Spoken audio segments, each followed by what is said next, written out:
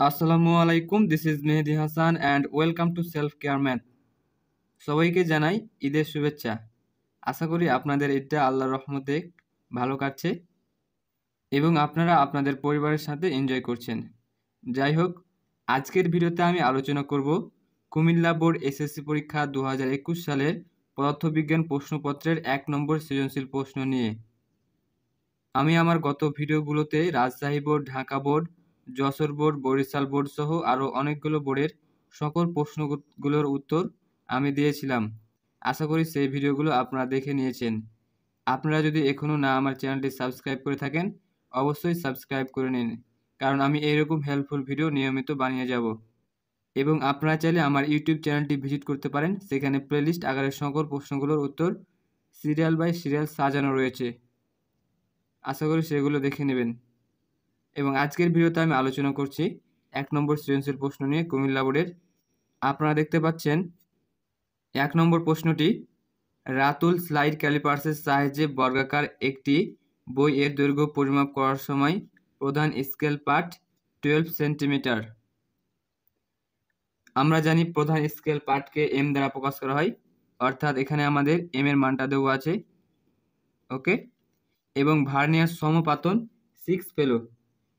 Vernier সমপাতনকে V দ্বারা প্রকাশ করা হয়, অর্থাৎ আমাদের এখানে ভি এর মান দেওয়া আছে। ওকে, এবং দৈর্ঘ্য পরিমাপের যন্ত্রটির ±0.5 সেন্টিমিটার ত্রুটি থাকতে পারে। এখানে আমাদের ত্রুটি দেওয়া রয়েছে। এবং ভার্নিয়ার ধ্রুবক 0.01 সেন্টিমিটার। এখানে আমাদের ভার্নিয়ার ধ্রুবক ভিসি দেওয়া আছে। ওকে, সো ভিসি।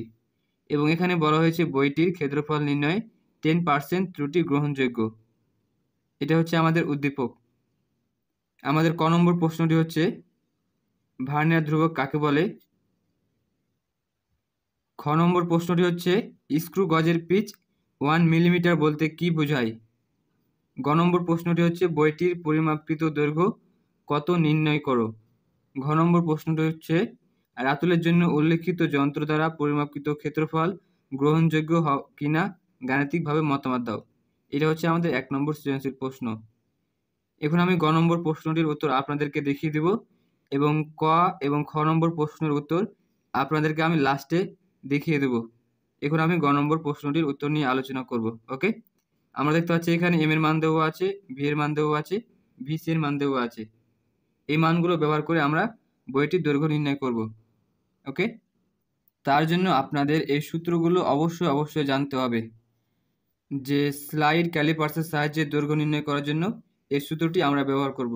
ওকে, সো আমাদের যেগুলো দেওয়া আছে সেগুলো লিখে নেব এবং এই সূত্রটি ব্যবহার করে সহজেই মান নির্ণয় করব। খুবই সহজ একটা প্রশ্ন, জাস্ট আপনারা দেখতে থাকুন, তাহলে খুব সহজেই বুঝতে পারবেন। ওকে, সো গ আমাদের দেওয়া আছে এখানে এম এর মান হচ্ছে 12 সেন্টিমিটার। প্রধান scale part M equals 12 centimetre এবং ভার্নিয়ার সমপাতন 6, ভি ইকুয়ালস 6 এবং ভার্নিয়ার ধ্রুবক দেওয়া আছে ভিসি 0.01, ভিসি ইকুয়াল 0.01 সেন্টিমিটার। আমরা এখন বের করব দৈর্ঘ্যর মানটা, অর্থাৎ এল ইকুয়ালস হোয়াট? আমরা জানি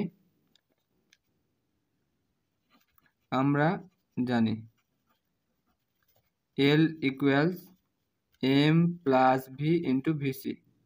এখন জাস্ট আমি মানগুলো বসিয়ে দেবো, তাহলে হয়ে যাবে। এম এর মান 12 প্লাস ভি এর মান হচ্ছে 6, ভিসি এর মান 0.01 সেন্টিমিটার। ওকে, আমরা এককগুলো লাস্টে বসাবো, তাহলে সুবিধা হবে করতে। সো 12 প্লাস গুণ করলে হয় 0.06 এবং ফাইনালি যোগ করলে হয় 12.06 সেন্টিমিটার। ওকে, সো আমরা সিম্পলি বইটির দৈর্ঘ্যটা বের করতে পারলাম। এখন জাস্ট আমরা লাস্টে লিখে দেব বইটির পরিমাপকৃত দৈর্ঘ্য। অতএব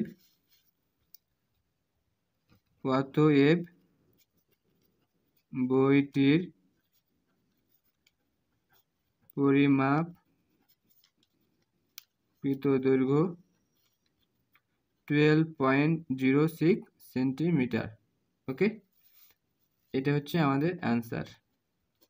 আশা করি আপনারা এই গ নম্বর প্রশ্নটির উত্তর বুঝতে পেরেছেন। এখন আমি ঘ নম্বর প্রশ্নটির উত্তর নিয়ে আলোচনা করব।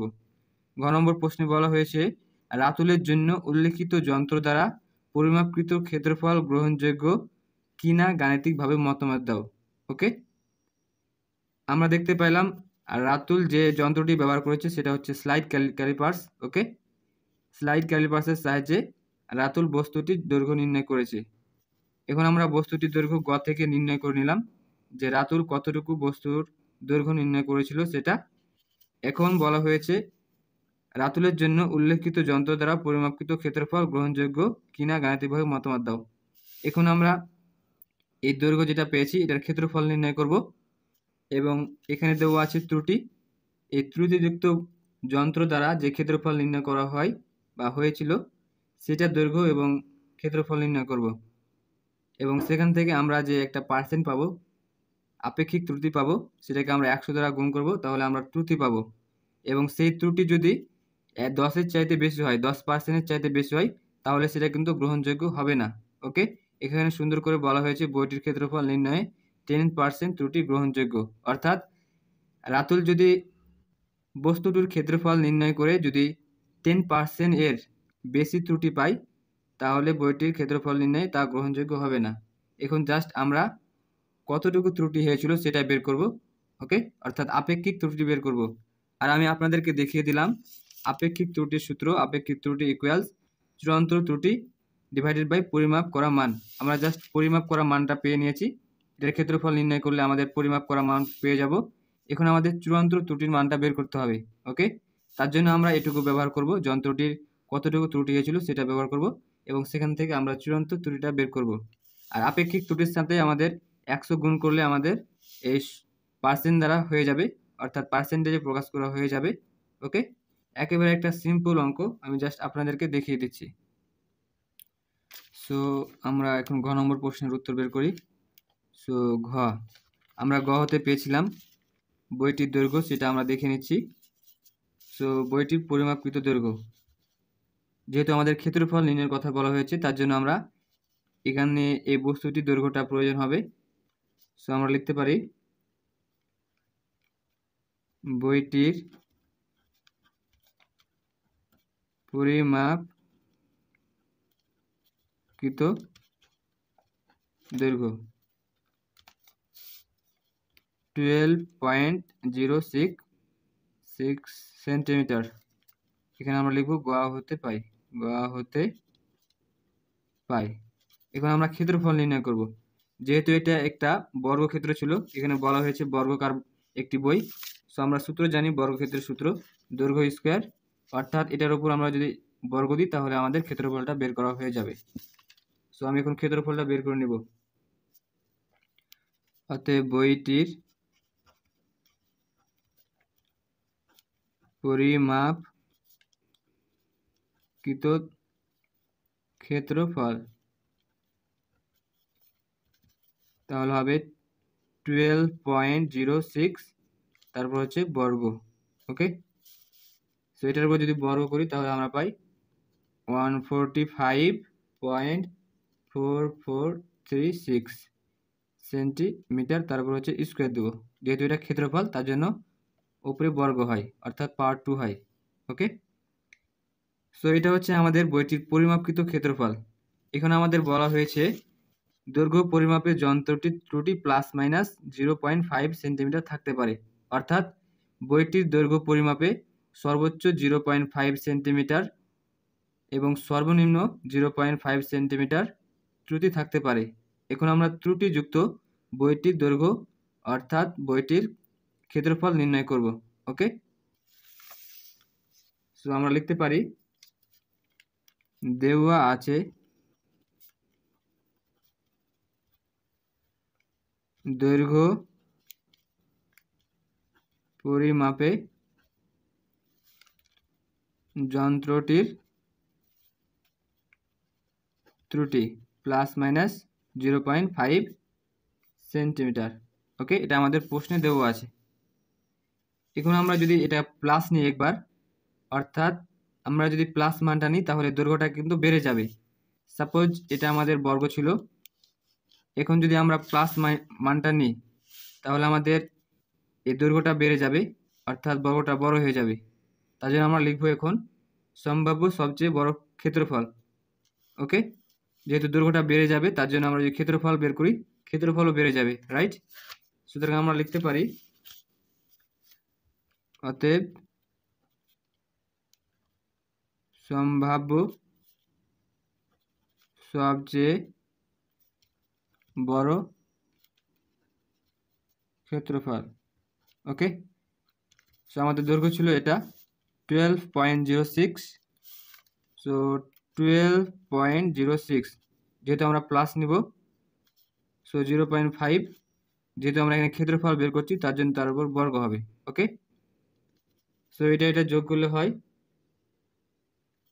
12.56, তারপর হচ্ছে বর্গ, এটার বর্গ করলে হয় 157.7536, যেহেতু এটা ক্ষেত্রফল সো সেন্টিমিটার স্কোয়ার হবে।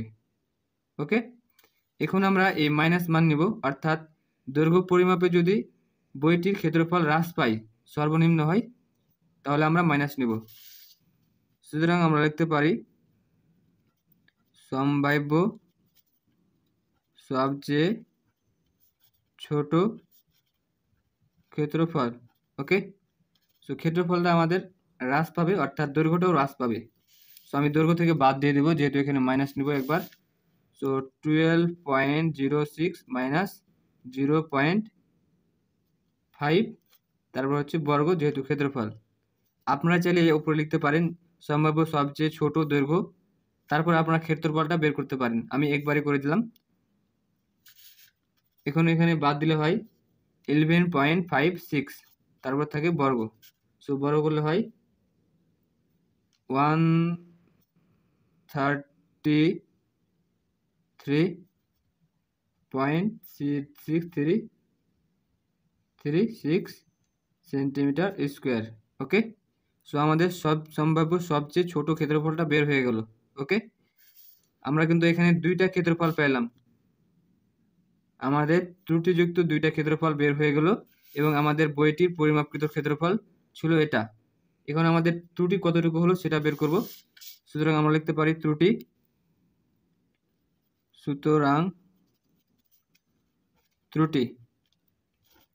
সো আমাদের পরিমাপকৃত ক্ষেত্রফল ছিল এটা, এবং আমাদের সম্ভাব্য সবচেয়ে বড় ক্ষেত্রফল পেয়েছি এটা, অর্থাৎ আমরা এটা থেকে এটা বাদ দেব, বা এটা থেকে এটা বাদ দেব, একটা বাদ দিলেই হবে। আমি জাস্ট এটা থেকে বাদ দিচ্ছি যেহেতু এটা বড়। আমি এখানে মডুলাস ব্যবহার করব 157.7536 মাইনাস আমরা পেয়েছি এটা, সো 145.4436 সেন্টিমিটার স্কোয়ার। এখানে মডুলাস ব্যবহার করার কারণ হচ্ছে আমরা যদি এটা থেকে এটা বাদ দিচ্ছি তখন প্লাস পাচ্ছি, যখন এটা থেকে এটা বাদ দেবো তখন মাইনাস হবে, আর মাইনাসটাকে প্লাস করার জন্যই আমরা হচ্ছে মডুলাস চিহ্নটা ব্যবহার করছি।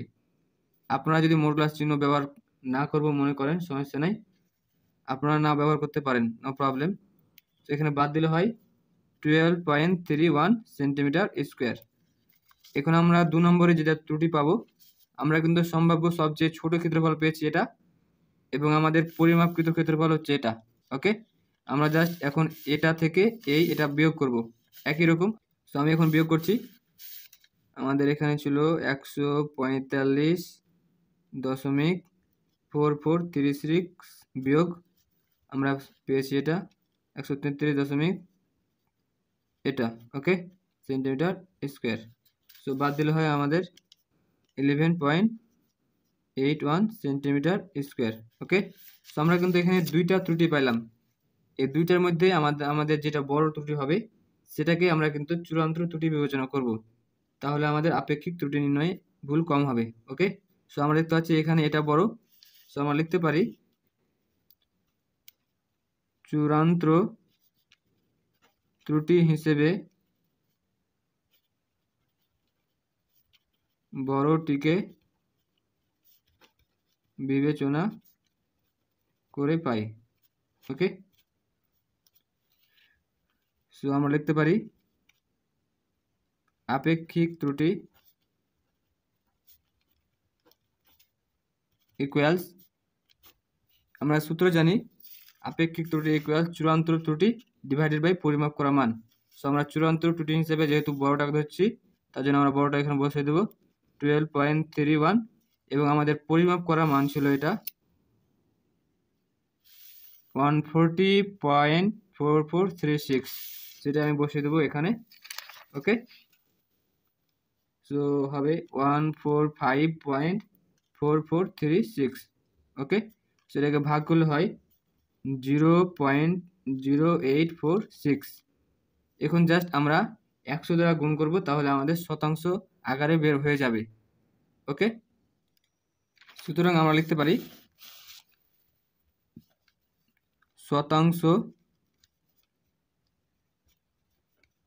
শতাংশের হিসাবে আপেক্ষিক ত্রুটি। ওকে, এখন 100 দ্বারা গুণ করব, সো 0.0846 ইন্টু হচ্ছে 100, সো গুণ করলে হয় 8.46। যেহেতু আমরা 100 দ্বারা গুণ করলাম তার জন্য পার্সেন্ট দিব। ওকে, এখন যদি আমরা প্রশ্নটি একটু লক্ষ্য করি তাহলে বলা হয়েছিল বইটির ক্ষেত্রফল নির্ণয়ে 10% ত্রুটি গ্রহণযোগ্য, অর্থাৎ 10%-এর বেশি যদি ত্রুটি হয় তাহলে ক্ষেত্রফলটি গ্রহণযোগ্য হবে না। যেহেতু আমরা পেয়েছি 8.46% ত্রুটি, অর্থাৎ 10-এর চেয়ে কম, তাই বলা যায় রাতুলের জন্য উল্লেখিত যন্ত্র দ্বারা পরিমাপকৃত ক্ষেত্রফল গ্রহণযোগ্য হবে। ওকে, এখন জাস্ট আমরা নিচে একটু লিখে দিব যে প্রশ্ন মতে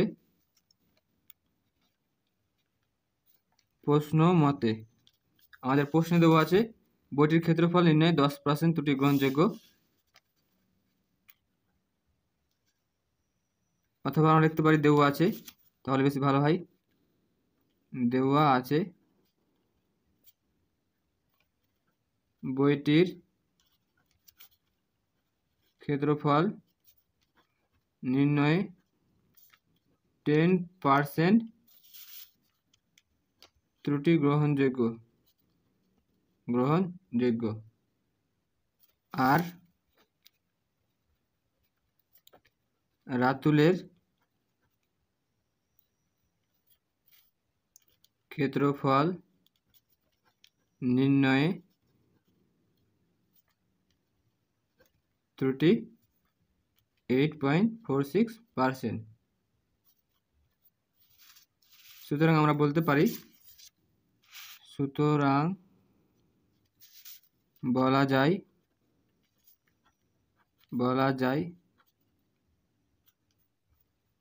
রাতুলের জন্য উল্লেখিত যন্ত্র দ্বারা পরিমাপকৃত ক্ষেত্রফল গ্রহণযোগ্য হবে। আমি জাস্ট এটুকু লিখে দেব, রাতুলের জন্য উল্লেখিত যন্ত্র দ্বারা পরিমাপকৃত ক্ষেত্রফল গ্রহণযোগ্য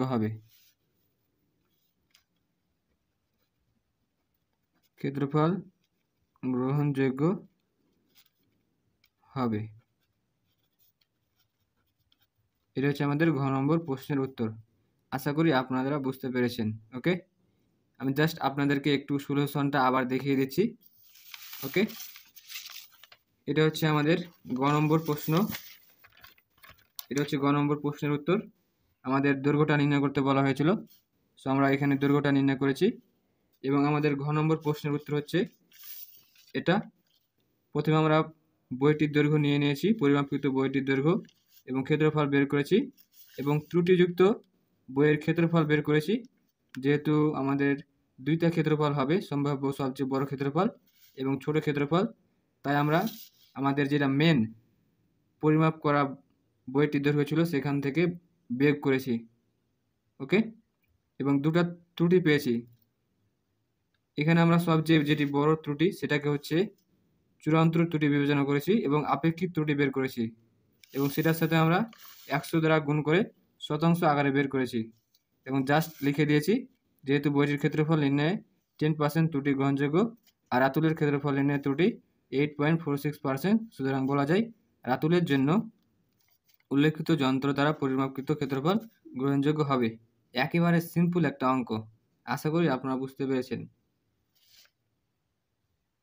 আর আপনারা যদি এখনও না বুঝতে পারেন এই 1 নম্বর সৃজনশীল প্রশ্নটির সলিউশন, তাহলে অবশ্যই কমেন্ট বক্সে কমেন্ট করবেন। আপনারা কোন অংশ বুঝতে পারেননি সেটা অবশ্যই মেনশন করে দেবেন।